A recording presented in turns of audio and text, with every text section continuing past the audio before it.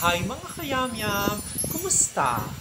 For today's ganap, magbibigay ako ng 6 na tips na dapat gawin ng ating mga kayamyam na gagraduate sa college. Siyempre, graduation period na naman. Kailangan ng ating mga kayamyam ng gabay para maging successful sila sa pagharap ng professional world. Tara, simulan na natin. Una, kailangan mong magpahinga. So, syempre, dahil sa madaming requirements ng iyong mga professor, kailangan mong magpahinga literally. Kailangan mong magbawi ng tulog para ma-re-energize ka. At syempre, kung capable ka naman at meron kang panggastos, magbakasyon ka sa gusto mong lugar. Puntahan mo yung mga lugar na pwedeng ma-relax ka at ma-regain mo ang iyong spirit at energy. At syempre, habang nagpapahinga ka, kailangan mo magkaroon ng self-inventory. Dito, pag-aaralan mo at iisipin mo kung ano yung mga strengths and weaknesses mo na dapat i-improve. Para syempre, kung ikaw ay mag-apply sa trabaho, ma-highlight mo kung ano mga strengths mo na pwede mong mai-offer sa company. Pangalawa, kumuha ng mga valid IDs tulad ng SSS, PhilHealth, Pag-ibig, a national ID at teen ID or teen number. Base sa batas, ang mga graduating students o mga students na gumraduate at kukuha ng first time ng mga IDs na to ay walang babayaran. Kung makakakuha ka nito, syempre mas mapapadali ang iyong application process dahil ang mga IDs na to ay mga mandatory requirements ng mga companies na a-applyan mo. Pangatlo, i-update ang iyong resume.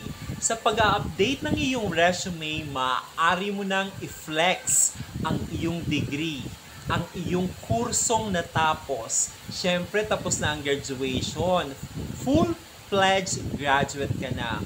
At maaari mo ding isama sa iyong resume ang mga awards na nakuha mo sa graduation. Ito ay magiging advantage mo sa pag-a-apply.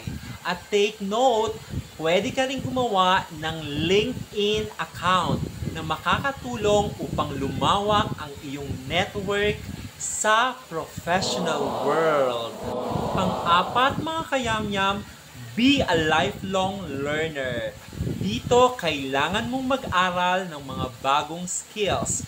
Pwede kang kumuha ng training sa TESDA at ipasa ang national certificates na makakatulong sa iyo upang palakasin ang iyong portfolio. Pwede ka ring mag-aral at improve ang iyong research skills, communication skills, at personality development na magagamit mo during application process. Panglima mga kayamyam, kailangan mo nang magbukas ng bank account. Siyempre mga kayamyam, kailangan mo nang paghandaan ang pagtayo sa iyong sariling mga paa. Kailangan mo nang mag-ipon. Dito mo ilalagay ang mga future ipon mo. Sa pag-iipon mo mga kayamyam, kailangan every time na magsusweldo ka, meron kang certain amount na itatabi para sa iyong ipon.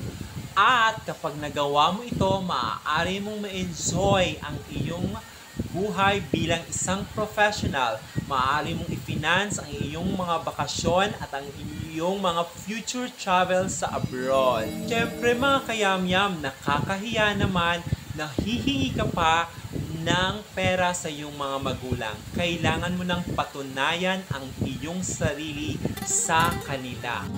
Pang-anim mga kayamyam, syempre kailangan mong makibanding sa iyong pamilya at mga kaibigan.